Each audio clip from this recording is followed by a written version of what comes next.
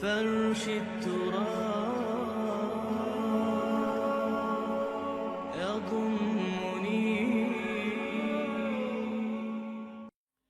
پھر ہمارے معاشرے میں جو ظلم ہوتا ہے، دو طبقات ہیں جو حضرات سورہ نساء پڑھتے ہیں، اس میں سب سے پہلے دو طبقات جو کہ گرے ہوئے تھے اس معاشرے میں اور آج بھی گرے ہوئے، ایک یتیم اور ایک عورت. ان دونوں کے لیے ابتدائی سے سورہ نساء کے اندر جو ہے احکام آئے تو ان کے بارے میں آئے. یتیموں کو ان کا مال ہڑپ کر جانا، ان کو دھکے دینا. ارأیت الذی یکذب بالدین فذلک الذی یدعو الیتیم ولا یحض علی طعام المسکین. تم نے کبھی غور کیا اس شخص پر جو کہ جزا و سزا کا منکر ہے؟ وہی ہے کہ جو یتیم کو دھکے دیتا ہے. یتیموں پر ظلم ہوتا ہے، وہ آپ کے معاشرے میں پستے ہیں، پٹتے ہیں. ان کا کوئی والی وارث نہیں، ان کی طرف سے کوئی پوچھنے والا نہیں، وہ بولنے والا نہیں.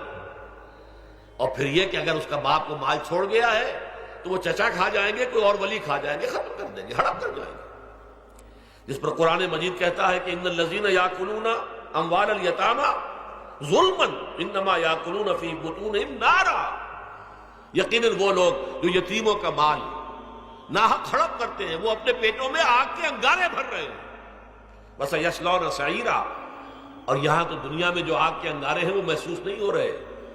آخرت میں ایک طرف وہ آگ کے انگارے ظاہر ہو جائیں گے جو اندر سے جلائیں گے، اور ایک طرف جہنم کی آگ باہر سے جلائے گے. یہ دو طرفہ جلن جو ہے ان کو برداشت کرنی پڑے گی.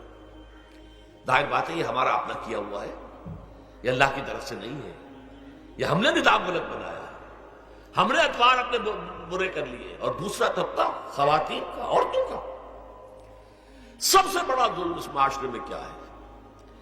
جو بچپن ہی سے احساسات کے اوپر ایک بوجھ بن جاتا ہے بچیوں کے، کہ بیٹے کو افضل سمجھتے ہیں، بیٹی کو جو ہے گھٹیا سمجھتے ہیں. اس قدر ناانصافی، اس قدر ناانصافی. اسی باپ کے نطفے سے بیٹا بھی ہے اور بیٹی بھی ہے. اسی ماں کے رحم میں بیٹے نے بھی پرورش پائی ہے، بیٹی نے بھی پرورش. بعضکم من بعض، قرآن کہتا ہے تم سب ایک دوسرے میں سے ہو، کوئی فضل نہیں، کوئی گھٹیا نہیں. اللہ تعالیٰ نے، اللہ کے نبی نے کسی بیٹے کی پرورش پر کوئی اجر و ثواب نہیں بتایا.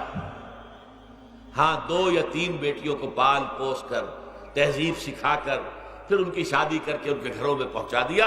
جنت کی ضمانت اللہ تعالیٰ دے رہا ہے. اور سب سے بڑی بات یہ کہ سب سے زیادہ محبوب انسان حبیب اللہ محمد ہے صلی اللہ علیہ وسلم. اور محمد کو اللہ نے بیٹے نہیں دیے، دیے بھی تو لے لیے، بیٹیاں دی، 4 بیٹیاں دی. اور کتنی محبت کرتے تھے محمد صلی اللہ علیہ وسلم کی بیٹیوں سے، خاص طور پر حضرت فاطمہ سے. وہ تو آپ سیرت میں پڑھیے کتنی محبت، کس قدر محبت. سب سے چھوٹی تھی شاید اس لیے. بہرحال پہلی بات یہ ہے بچپن ہی سے وہ دعویٰ پڑھنا شروع ہو جاتا ہے بچیوں کے ذہنوں پر کہ ہم کو گھٹیا ہیں، ہمارے بھائی بڑھیا ہیں، ہمارے والدین جو ہیں ان سے زیادہ محبت کرتے ہیں، ہم سے نہیں کرتے. پھر شادی میں اکثر و بیشتر لڑکیوں کی مرضی کا کوئی خیال نہیں کیا جاتا. یہ ظلم ہے جو ہم کر رہے ہیں. لڑکی کی مرضی کے بغیر، اس کے اذن کے بغیر، اس کی اجازت کے بغیر کوئی شادی نہیں ہو سکتی. زبردستی وہ بھیڑ بکریاں نہیں ہے کہ جس کے ہاتھ چاہا آپ نے بیچ دیا. معاذ اللہ ثم معاذ اللہ ثم معاذ اللہ. یہ ضرور ہے کنواری بیٹی ہے تو اس سے صرف آپ نے پوچھا اور وہ خاموش رہی، بس یہ بھی کافی ہے. البتہ یہ کہ اگر کوئی سیبہ ہے جس سے پہلے نکاح ہو گیا تھا، بیوہ ہو گئی، یا پہلے شادی تھی ایک خلا لے لی، طلاق لے لی، یا طلاق ہو گئی، اس کو تو کہنا پڑے گا کہ ہاں مجھے کوئی اعتراض نہیں ہے اگر میری فلاں شخص سے شادی کر دی جائے، اس کے بغیر نکاح ہو نہیں سکتا. پھر ان سب کے اوپر سب سے بڑا ظلم، یہ تو اللہ تعالیٰ آپ کو توفیق دے تو دوسرا رکوع سورہ نساء کا پڑھیں. کتنی تاکید کے ساتھ احکام آئے ہیں وراثت کے. وراثت مما قل منہ او کثر، چاہے زیادہ مال کسی نے چھوڑا ہو چاہے تھوڑا سا چھوڑا ہو، لیکن وراثت کے احکام جو ہیں ان کو نافذ کرنا ہوگا. نصیبا مفروضا، یہ اللہ کی طرف سے حصے ہیں جو مقرر کر دیے گئے.